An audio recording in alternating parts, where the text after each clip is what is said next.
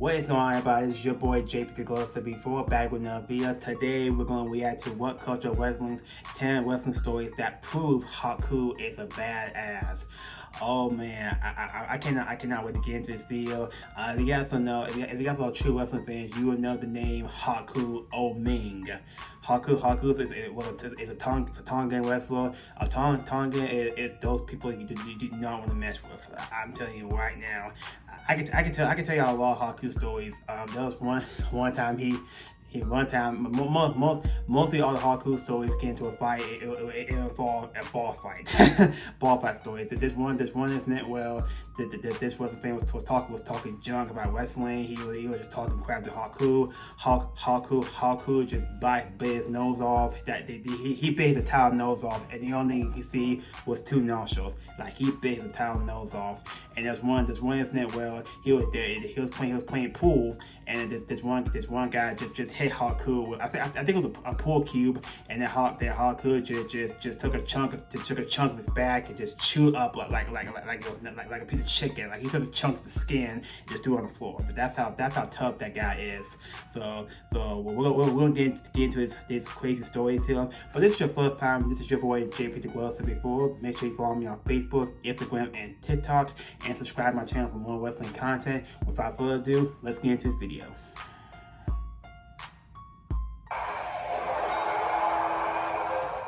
In the world of professional wrestling, many carry the label of being a tough guy. Right. This guy looks pretty hard. Oh yeah. We want to bump into this one down a dark alley, and yep, that is one tough bastard right there. However, there is one man whose reputation outshines all.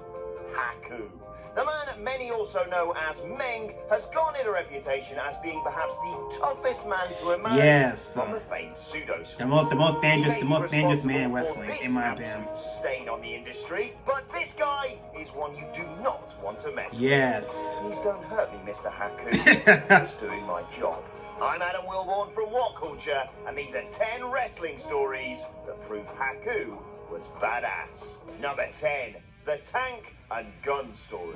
We start with a story that is less a recounting of something Haku actually did and more of a quip that just shows how respected Haku is amongst the wrestlers that he competed with during his peak years. Jake the Snake Roberts created a perfect hypothetical situation that shows just how dangerous the Tongan native is in real life during a shoot interview in 2013.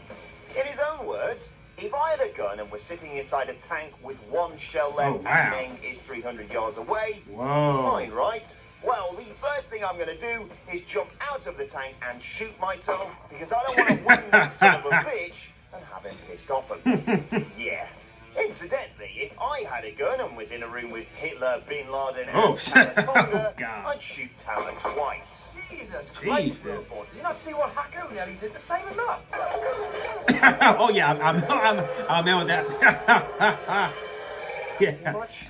Number 9, making WCW too scared to fight. I think I heard this story. Following his most famous stint in the WWE, Haku made his way to WCW alongside many other stars of the era. He quickly became part of the famed Dungeon of Doom, which battled Hulk Hogan and played host to some of the most disastrous ideas for characters ever created. Following that first storyline, Haku was positioned as something of a gatekeeper. So why did they keep him around for 7 years? Well, in Eric Bischoff's words, we never fired him in WCW because no one had the balls to do so. You and me both, mate. Number 8.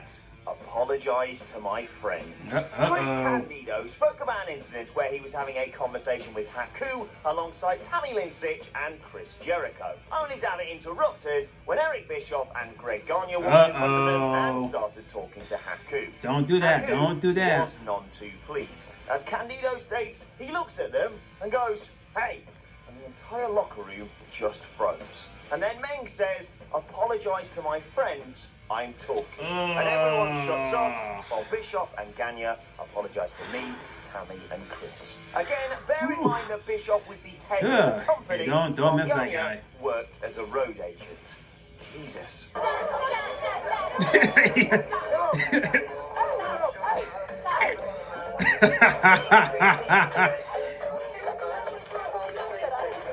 Yep. Oh God. Thank God he didn't catch us. Yeah, one special can. Mace to the eyes. Yes. An incident described by Rick Steiner not only demonstrates Haku's toughness, but also shows that he wasn't afraid to tangle with law enforcement if the time came. During an interview, Rick spoke about a barroom brawl that eventually led to the police showing up. Faced with 8 officers, Haku refused to back down. Of course. Steiner continues.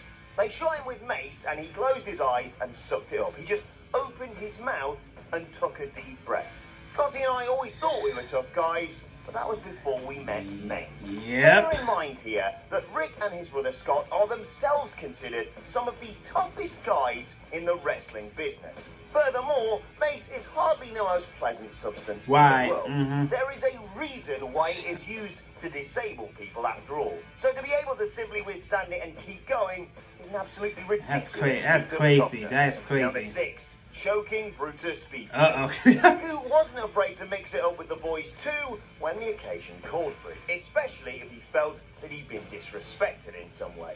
That was clearly the feeling when WWE management informed him that Brutus Beefcake had complained to them about being chopped too hard in a match the pair had taken part in that night. Uh-oh.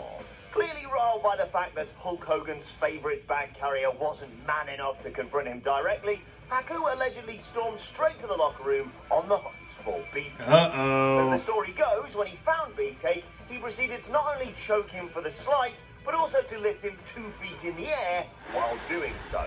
Naturally, the rest of the locker room was far too terrified to do anything about the situation. Back away. The Hulkster.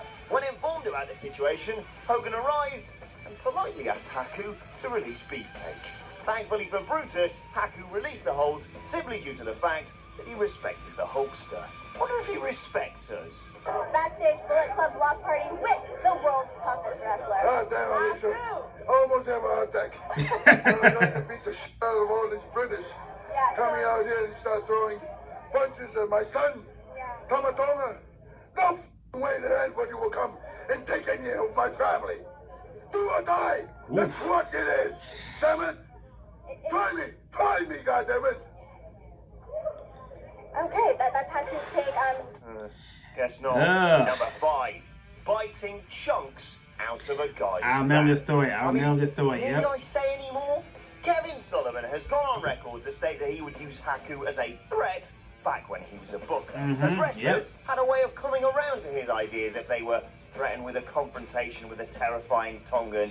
Of course, like many on this list, Sullivan had first-hand experience with Haku.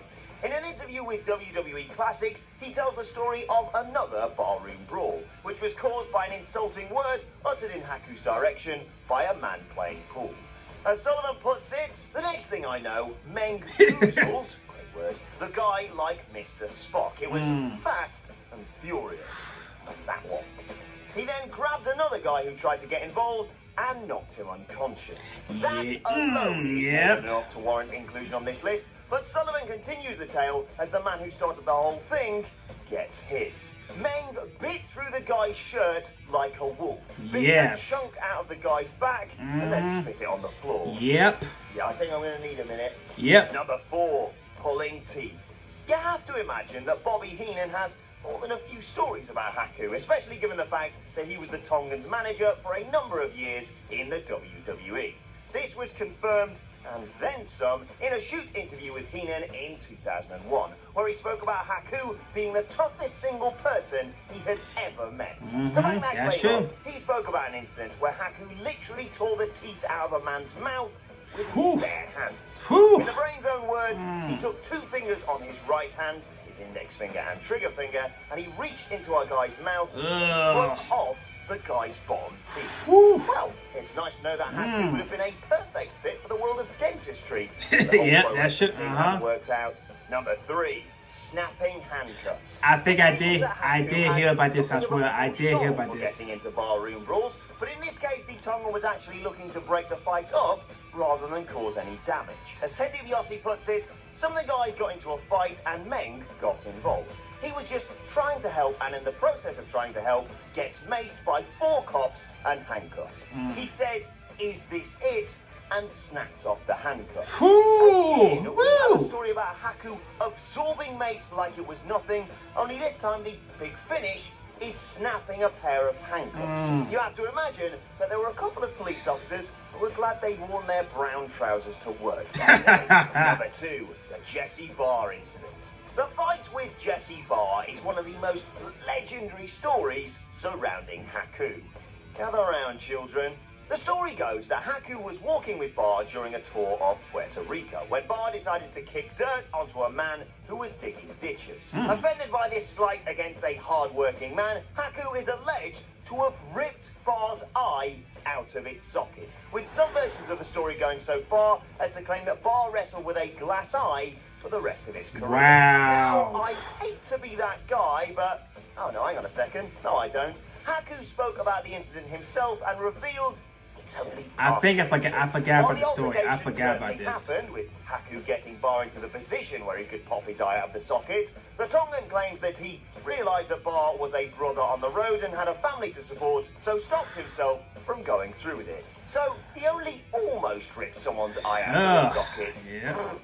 Number 1, the Baltimore Airport barroom. Here we go. As Here we go. previously mentioned, telling Haku that what he does for a living is fake is a major berserk button that you simply do not want to push. Don't say that. Don't say that. Assume you're an arsehole if you say that to any wrestler and just be done with it. Hey lads, from all accounts, he sees the business primarily as a means to support his family. Again, despite this guy, rather than to gain fame and fortune, which is why he takes particular offense when somebody tells him that what he does for a living isn't real. In an interview with World Wrestling Insanity, Haku recounted an incident. Don't ever do that, people. Don't ever do that. Barroom brawls on this list. A couple of patrons decided to get lippy while Haku was enjoying a drink.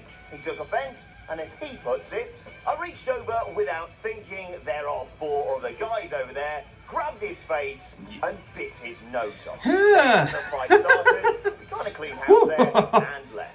I'll never forget it. It takes a special kind of viciousness to tear a man's nose off, but despite these stories, Haku has a reputation as a devoted family man who commanded respect but was also liberal with his friendship.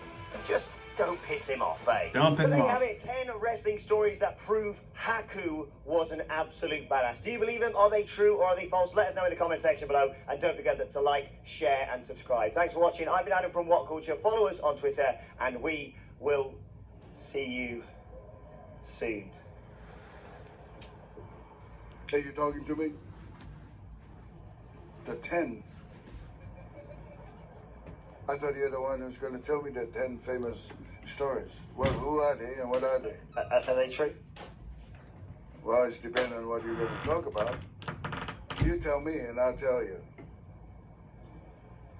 Don't stay, I'm waiting. Don't bullshit me now. Tell it to me. Go ahead. Yeah, they're probably true.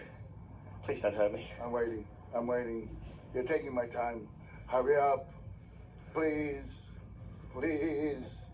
I am waiting. It's coming. Come on now. Hurry up, would you please? Hurry up. Talk to me.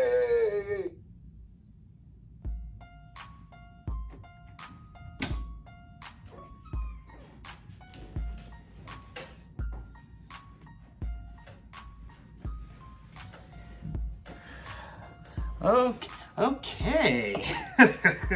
So I just keep myself for one second. But yeah, those were the stories that prove to you once and for all that Haku is the toughest man in wrestling, the baddest dude on the planet, the guy you do not want to mess with. Seriously, whew. I mean, him buying people's noses off, him buying chunks of people's bags, him buying out cops, buying out football players. It's just crazy, man. It's so crazy that Haku he can no sell a mace to the eyes, like, yeah. if you guys ever, if you're a true wrestling fan, or if you're a true wrestling fan, don't ever, if you want to, like, have a chat with Haku, if you want to say hi to Haku, just be polite to Haku. Please be nice to Haku. Don't be talking all that trash to Haku. If you talk trash to Haku, he's gonna make you regret. He's gonna make you regret for sure. But hey, this is another great video about WhatCulture Wrestling. Shout out to WhatCulture.